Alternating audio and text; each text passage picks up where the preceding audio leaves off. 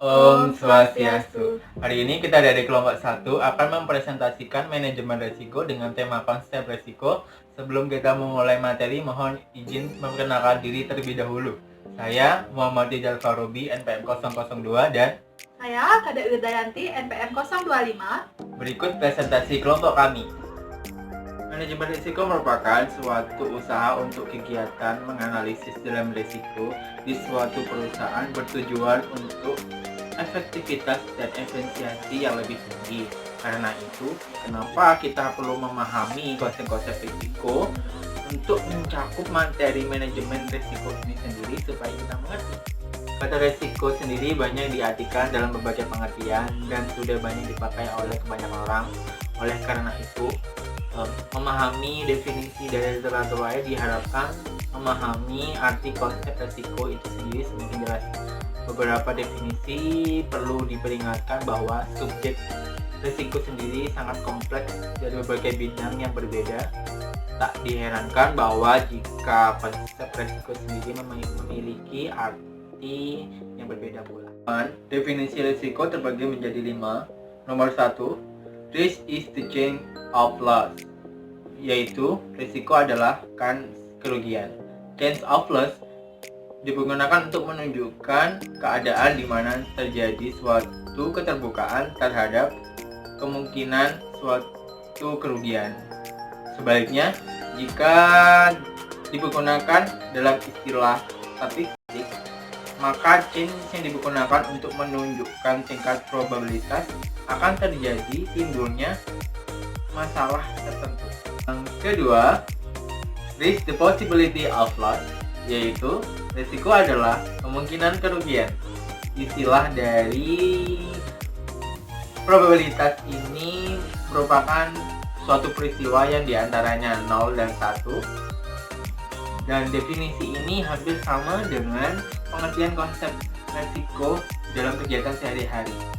Akan tetapi definisi ini agak longgar, tetapi tidak cocok dengan analisis yang bersifat kuantitatif.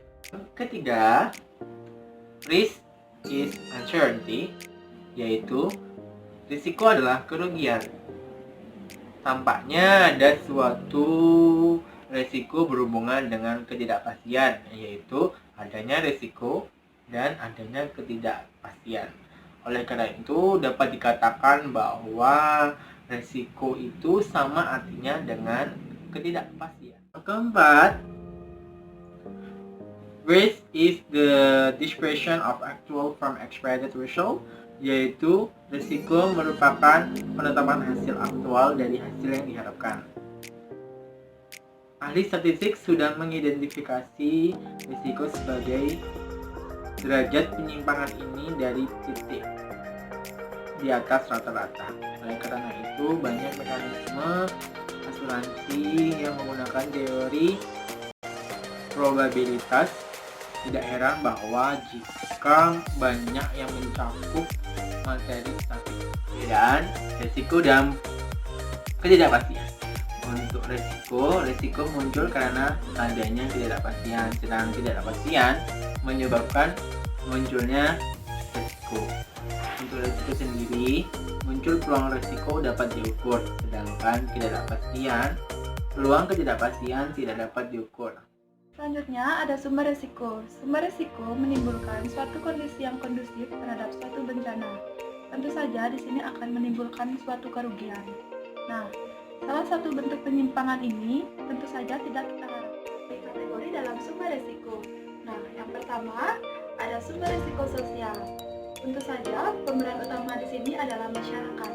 Artinya, tindakan-tindakan orang melakukan penyimpangan dan hal itu tentu saja membuat suatu kerugian.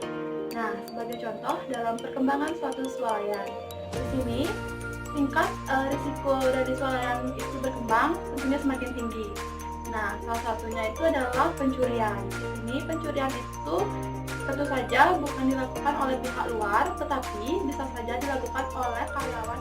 Kedua, ada sumber risiko fisik. Ini terjadi karena fenomena alam dan dari kesalahan manusia itu sendiri.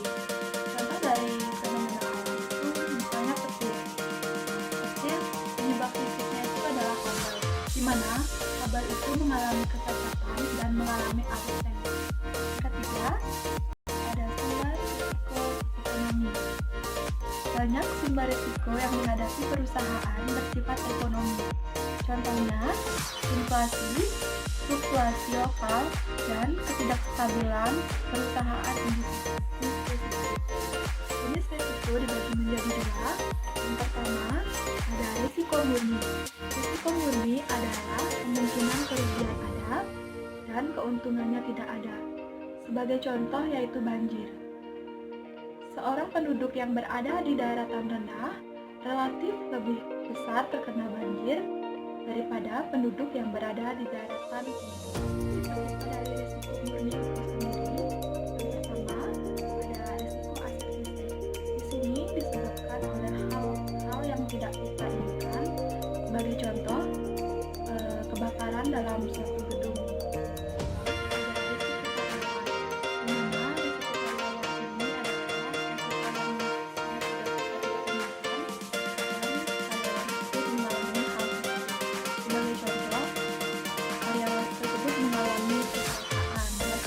Yang disebabkan itu adalah cedera maupun yang ketiga ada risiko legal.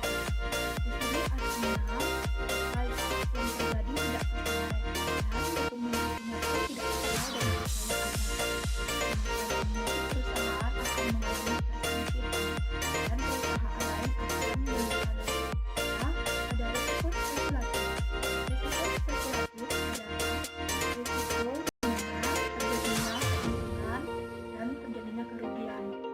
sebagai contoh, kita mengambil seorang pembeli saham atau pemegang saham. Kita terus mengharapkan harga saham tersebut meningkat. Disitulah kita akan mendapatkan keuntungan. Tetapi nyatanya harga saham tersebut menurun. Disitu pun kita akan mendapatkan kerugian. Dari risiko murni dan risiko spekulatif, risiko juga dapat dibedakan menjadi dua. Yang pertama, risiko statis. Risiko statis adalah risiko yang muncul karena adanya kondisi keseimbangan tertentu. Contohnya yaitu petir. Nah, petir ini tentu saja disebabkan oleh fenomena alam dan kejadiannya itu kedua ada risiko dinamis. Risiko ini muncul karena adanya perubahan kondisi tertentu. Nah, sebagai contoh, perubahan pada kondisi masyarakat, perubahan pada kondisi perkembangan teknologi, dan biasanya muncul jenis-jenis risiko baru. Tipe-tipe risiko spekulatif. Yang pertama, ada risiko pasar. Risiko pasar ini menjadi karena pergerakan harga pasar. Sebagai contoh, harga saham pasar menurun. Tentu saja, di sini akan menimbulkan kerugian. Kedua, ada risiko kredit.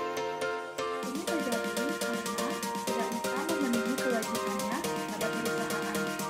Nah, contohnya tidak bisa membayar bunga atau cicilan pada perusahaan, tentu saja perusahaan tersebut mengalami kerugian. Risiko likuiditas.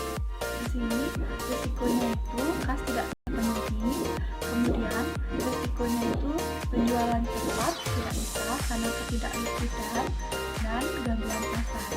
Nah, ilustrasinya itu perusahaan tidak memiliki kas, tentu saja perusahaan tidak akan bisa membayar. Ada risiko operasional. Di sini risiko operasional tersebut tidak bisa berjalan dengan lancar atau tidak sesuai dengan yang kita inginkan. Contohnya, komputer pada perusahaan. Di sini komputer tersebut terkena virus dan tentu saja perusahaan tersebut merasa terganggu. Sekian presentasi dari kelompok kami. Jika ada salah kata, mohon maaf dan kami ucapkan terima kasih. Om Santi Santi Santi Om.